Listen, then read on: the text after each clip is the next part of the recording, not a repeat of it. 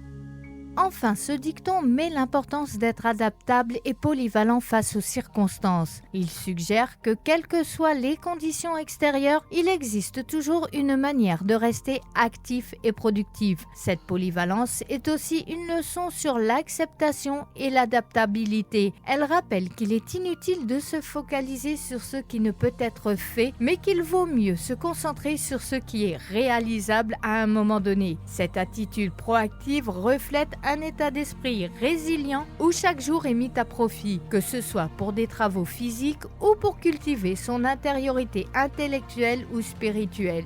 Parlons un peu de l'étymologie et du caractère du prénom Guillaume. Ce prénom trouve ses origines dans le nom germanique Wilhelm, composé de deux éléments, Will qui signifie volonté ou désir et Helm qui signifie casque ou protection. Littéralement, Guillaume peut donc être interprété comme protecteur résolu ou celui qui protège par sa volonté. Ce prénom est devenu populaire en Europe dès le Moyen-Âge, notamment grâce à la renommée de personnages historiques comme Guillaume le Conquérant, le célèbre duc de Normandie qui devint roi d'Angleterre en 1066 et bien d'autres Guillaume célèbres, notamment Guillaume Ier de Provence, Guillaume II de Prusse et j'en passe. Sa formule latinisée Guillermus a également contribué à sa diffusion dans les milieux érudits et religieux, notamment avec Guillaume de Bourges devenu archevêque de Bourges le 23 novembre 1199 ou Guillaume de Vercueil, ermite et fondateur de l'ordre de Montevergine, qui est quant à lui célébré par l'église traditionnelle le 25 juin. Les personnes portant le prénom Guillaume sont souvent perçues comme ayant certaines caractéristiques de caractère influencées par la signification et l'histoire de leur prénom. Les Guillaumes sont souvent des personnes déterminées et volontaires, prêtes à atteindre leur objectif avec persévérance. Ils incarnent généralement des qualités associées à leur étymologie, la volonté et la protection. En effet, ils sont perçus comme des protecteurs naturels veillant au bien-être des autres. Fidèles et attachés à leurs proches, leurs familles et leurs amis, ils accordent une grande importance aux relations humaines. Les Guillaumes ont souvent un charisme inné qui attire les gens autour d'eux. Ils peuvent être des leaders naturels et savent inspirer confiance. Souvent curieux et intelligents, appréciant l'apprentissage et la découverte, leur esprit vif leur permet de briller dans divers domaines. Mais le petit plus, la cerise sur le gâteau, les Guillaumes ont souvent un bon sens de l'humour et savent égayer l'atmosphère avec leur présence. Je rajouterai que les Guillaumes ont une certaine réserve, discrétion et humilité, cachant une forte passion intérieure. Ces traits de caractère sont bien sûr des généralisations et chaque Guillaume développera ses propres qualités en fonction de son parcours et de ses expériences personnelles. J'en connais un qui me dirait « c'est comme les 7 dons du Saint-Esprit. En fonction des personnes, certains dons seront plus développés que d'autres. » En somme, Guillaume est un prénom riche en histoire et en signification, incarnant une personnalité forte et bienveillante, guidée par une volonté inébranlable et un sens inné dans la responsabilité et la protection des autres. Le prénom Guillaume est également célèbre à travers une comptine pour enfants que j'ai souvenir d'avoir maintes fois chanté en étant enfant en toute innocence, qui fait certainement allusion à Guillaume II, dernier empereur allemand et roi de Prusse, qui a marqué l'histoire par son règne autoritaire et son rôle dans l'escalade des tensions ayant conduit à la Première Guerre mondiale. Ambitieux et impulsif, il chercha à renforcer la puissance allemande, mais son règne prit fin avec l'abdication de la Prusse en 1918. Mouais, lui, il n'avait pas tous les 7 dons de l'esprit Saint Guillaume en lui. On comprend mieux la comptine pour enfants, Guillaume le méchant homme, nanana. En plus, sa femme, l'impératrice, mangeait des peaux d'orange. Je la soupçonne d'avoir mangé aussi celle de Clémentine. Allez, pour le plaisir, comptine. Guillaume, le méchant homme, qui a tué 3 milliards d'hommes. Sa femme, la Béatrice, est la plus grosse des saucisses. Elle mange des peaux d'orange et des navets en sauce blanche. Le dimanche, en robe blanche, et le samedi en bikini. Youpi! Mais il existe également un autre poème datant du Moyen-Âge abordant ce prénom, la chanson de Guillaume. Chanson de geste datant de la première moitié du XIIe siècle qui compte la lutte des chrétiens menée par Guillaume d'Orange, un personnage de la littérature médiévale contre les envahisseurs sarrasins commandés par Déramé. Le personnage de cette histoire était notamment inspiré par un comte de Toulouse du 8e siècle, Guillaume de Gélone, mais aussi par d'autres Guillaume, notamment Guillaume Ier de Provence. Mais pourquoi cette histoire ne me surprend pas? Bref, sacré Guillaume. Parlons un peu maintenant du saint du jour, Guillaume de Bourges, 69e archevêque de Bourges, patron de l'Université de Paris et des armuriers. Guillaume de Bourges, également connu sous le nom de Saint Guillaume, naquit vers 1120 dans une noble famille d'origine bourguignonne. Plus précisément, il est issu d'une des branches des comtes de Nevers. Élevé dans la foi chrétienne, il fut instruit avec soin dans la crainte de Dieu, l'un des 7 dons du Saint-Esprit. Celui-ci ne signifie pas la peur, mais appelle plutôt à s'immerger dans la petitesse face au divin, portant à fuir le mal pour ne pas être séparé du divin par la faute. Ce don de crainte retient et maîtrise l'âme et empêche ainsi l'expansion du désir. Saint Guillaume de Bourges montra donc dès son jeune âge un profond attachement à la prière et à l'étude des Écritures. Il acquit en peu de temps des connaissances au-dessus de son âge et un trésor croissant de sainteté. Il était également doté d'un esprit vif, solide, éminent et apte à toutes les sciences, un jugement pénétrant et droit, un cœur noble, généreux et docile, des manières gracieuses et polies, mais aussi et surtout une horreur extrême du vice. Qualités qui portèrent son oncle maternel, Pierre, archidiacre de Soissons, surnommé l'ermite, de se charger de ses études. Les vertus de Guillaume et sa quête de perfection spirituelle le poussèrent à embrasser la vie religieuse, marquée par une dévotion exemplaire et un profond désir de servir Dieu et les autres à travers la prière, l'humilité et l'engagement avec un amour sincère. Il est d'abord nommé chanoine de Soissons, puis de Notre-Dame de Paris, mais désirant le calme, il choisit de devenir moine de l'abbaye de Grandmont, un ordre monastique catholique originaire du Limousin fondé vers 1076. Saint Guillaume y vécut avec une pureté de conscience qui fut attestée devant le pape Innocent III lors du 4e concile général du Latran. Suite à des divisions au sein de l'ordre, Guillaume, craignant pour la tranquillité de son âme, quitta donc Grandmont pour devenir moine à l'abbaye cistercienne de Pontigny. Intégrant donc l'ordre de Cîteaux, il y reste longtemps avant d'en devenir le prieur.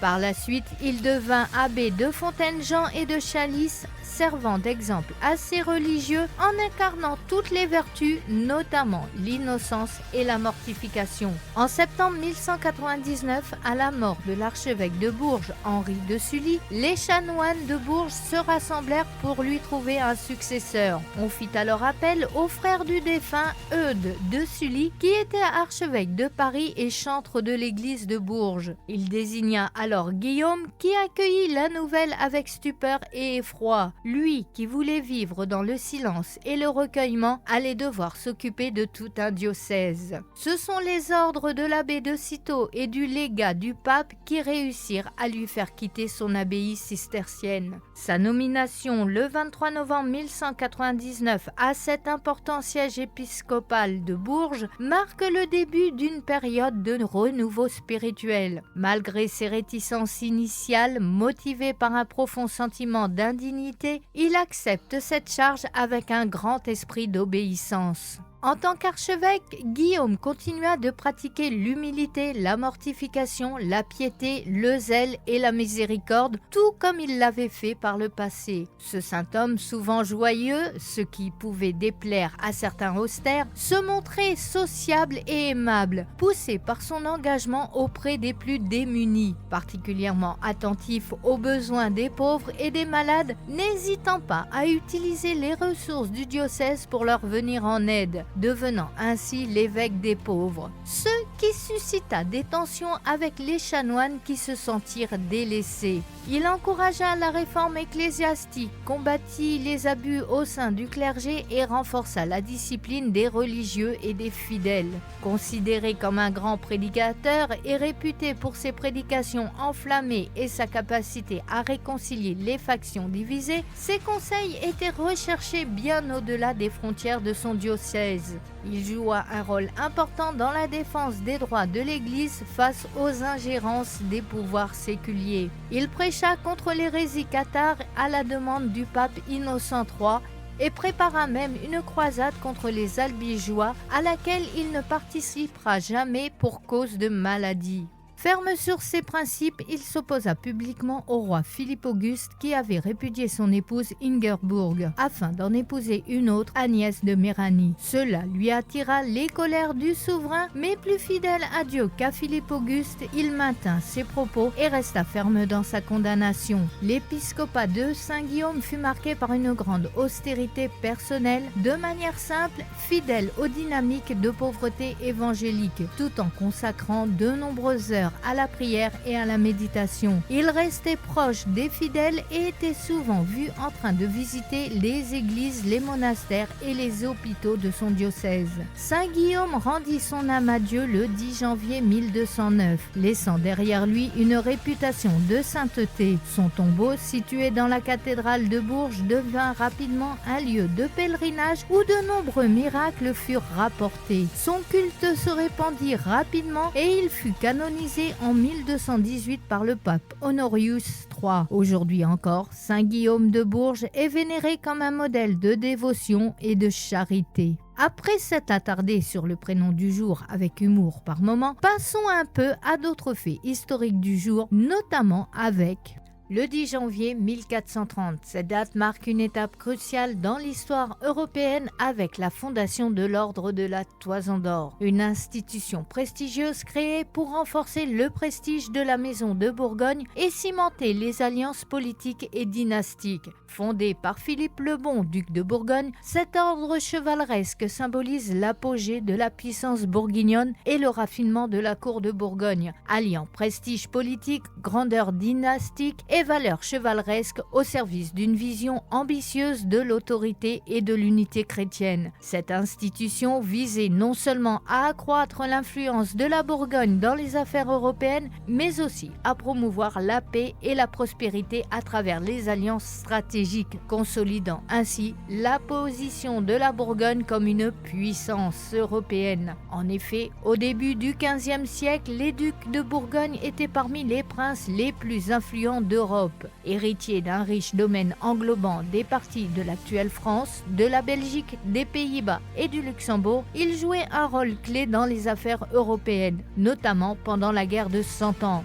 Philippe le Bon, surnommé le Grand-Duc d'Occident, aspirait à affirmer sa puissance et à rivaliser avec les grandes maisons royales d'Europe. C'est donc dans ce contexte que l'Ordre de la Toison d'Or voit le jour, fondé à Bruges le 10 janvier 1430 à l'occasion du mariage de Philippe avec Isabelle du Portugal. Cette union prestigieuse renforçait les liens entre la Bourgogne et le Portugal tout en symbolisant la grandeur et l'ambition de la maison Bourgogne. Ce mariage, au-delà de l'alliance politique, sert de tremplin pour l'extension de l'influence bourguignonne en Europe. En créant donc l'Ordre de la Toison d'Or, Philippe le Bon, comme expliqué, cherchait à établir un ordre chevaleresque qui incarnerait les valeurs de la cour de Bourgogne tout en consolidant les relations diplomatiques et en mettant en avant la puissance de sa maison à travers un symbole de prestige et d'honneur. L'ordre servirait également de vecteur pour renforcer l'autorité de Philippe le Bon en rassemblant sous son égide les plus grandes figures de la noblesse européenne et en affichant ainsi son ambition de créer un réseau d'alliances stratégiques au service de ses objectifs politiques et militaires. À travers cette institution, le duc de Bourgogne attendait non seulement affirmer son statut auprès des autres monarchies européennes, mais aussi promouvoir une vision de l'unité chrétienne et de la défense de la foi, dont les fondamentaux de la chevalerie médiévale.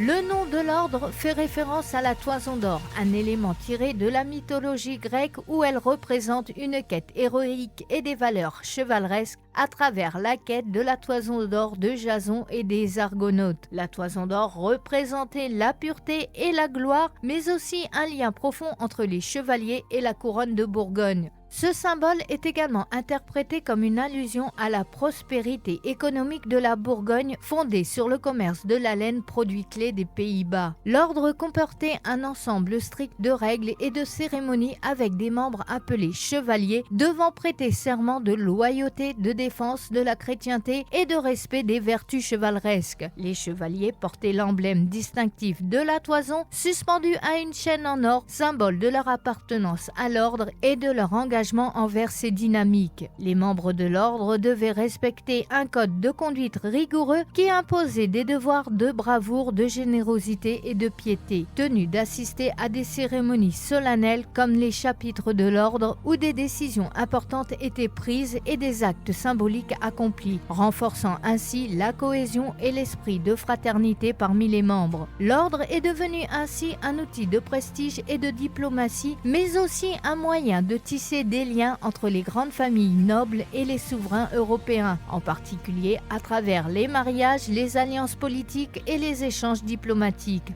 En étant membres de cet ordre prestigieux, les chevaliers bénéficiaient non seulement d'un statut élevé, mais aussi d'une protection mutuelle. L'ordre de la Toison d'Or, après sa fondation en 1430, a évolué au fil des siècles, traversant des périodes de grande affluence et des changements significatifs en raison de transformations politiques et dynastiques. À partir du XXe siècle, l'ordre de la Toison d'Or a largement perdu de son rôle politique et diplomatique, devenant principalement une distinction honorifique. Cependant, son héritage et sa symbolique demeurent puissants. En 1949, un événement marquant dans l'industrie musicale a eu lieu. RCA Records lance les premiers disques vinyles micro-sillons à 45 tours, une évolution qui allait changer la manière dont la musique était écoutée et enregistrée pour les décennies à venir. Avant cette innovation, les disques en cire ou en 78 tours dominaient le marché. Ces derniers étaient souvent fragiles et leur capacité de stockage était limitée, généralement à 3 ou 4 minutes de musique par face. Cependant, avec l'arrivée des disques micro-sillons à 45 tours, un nouveau standard de qualité sonore et de durée a été introduit. Sa principale innovation résidait dans le fait qu'il utilisait une fine rainure ou micro-sillon qui permettait d'enregistrer une musique de meilleure qualité sur une plus grande longueur de temps. Le disque à 45 tours avait une capacité de 5 à 7 minutes de musique par face, ce qui permettait de conserver une qualité sonore optimale tout en offrant plus de contenu, tout en étant suffisamment compact pour être facilement manipulé et distribué. Ce format avait également l'avantage d'offrir une reproduction sonore plus fidèle grâce à sa conception plus précise, ce qui permettait une meilleure restitution des nuances musicales et une réduction des bruits de fond par rapport aux 78 tours. RCA, Radio Corporation of America, un acteur majeur de l'industrie du disque à l'époque, avait l'ambition de dominer le marché avec ce nouveau format, mais aussi à rivaliser avec l'autre grand format qui émergeait à l'époque, le 33 tours, lancé par Columbia Records. Ce dernier étant destiné principalement aux albums complets. Le 45 tours, quant à lui, s'avérait plus adapté aux singles et permettait de plaire à un plus large public, notamment aussi à la diffusion sur les radios et jukebox, qui étaient des points de diffusion essentiels pour la musique populaire. Grâce à sa durée plus courte et à sa facilité de transport, les 45 tours sont rapidement devenus le format privilégié pour les singles, permettant aux artistes de promouvoir leurs chansons phares et d'atteindre un public encore plus vaste, tout en répondant aux besoins des consommateurs. Le lancement du disque vinyle à 45 tours a eu un impact immédiat et durable sur l'industrie musicale. Il a facilité la production et la distribution de singles, renforçant ainsi la popularité des morceaux courts et joué un rôle essentiel dans l'évolution de la musique populaire dans les années 1950 et 1960. Il permet à des artistes comme Elvis Elvis Presley, Chuck Berry et bien d'autres, de marquer le monde de la musique avec leurs plus grands morceaux musicaux. Le 45 tours partagera l'industrie musicale avec le disque vinyle 33 tours, qui offrait une plus grande capacité d'enregistrement et permettait de conserver des albums entiers sur une seule phase, ce qui répondait mieux aux besoins des artistes et des auditeurs pour une écoute plus longue et complète. Le 33 tours, avec sa capacité de 20 à 25 minutes par face, est rapidement devenu le format dominant pour les albums complets, tandis que le 45 tours reste principalement pour les singles. Par la suite, le disque vinyle sera remplacé par les formats numériques, à commencer par le CD dans les années 1980. Avec sa capacité de stockage plus grande, sa qualité sonore améliorée et sa facilité d'utilisation, il a rapidement gagné en popularité, supplantant le vinyle pour la vente d'albums. Son principal avantage résidait dans sa résistance aux rayures et à l'usure, ce qui offre une meilleure durabilité et de reproduction sonore plus stable. Avec l'avènement d'Internet et des fichiers audio numériques comme le MP3 dans les années 2000, la musique est devenue encore plus accessible, permettant aux utilisateurs de stocker des milliers de chansons sur des appareils compacts comme les iPods et plus tard sur leur téléphone mobile. La montée en puissance des plateformes de streaming comme Spotify, Apple Music et YouTube et bien d'autres a encore renforcé cette tendance, rendant l'accès à la musique plus instantané et global. Cependant, malgré cette évolution technologique, le vinyle a connu un retour en force ces dernières années. Devenu un objet de collection, il est apprécié par les audiophiles et les nostalgiques pour un son unique et sa dimension tactile. Le vinyle est ainsi réapparu comme un moyen d'écoute privilégié pour ceux qui recherchent une expérience musicale plus authentique et immersive, combinant qualité sonore, analogique et culture du disque. Sur ce, je vous souhaite une bien belle journée et je vous dis à demain pour un nouveau voyage dans le temps.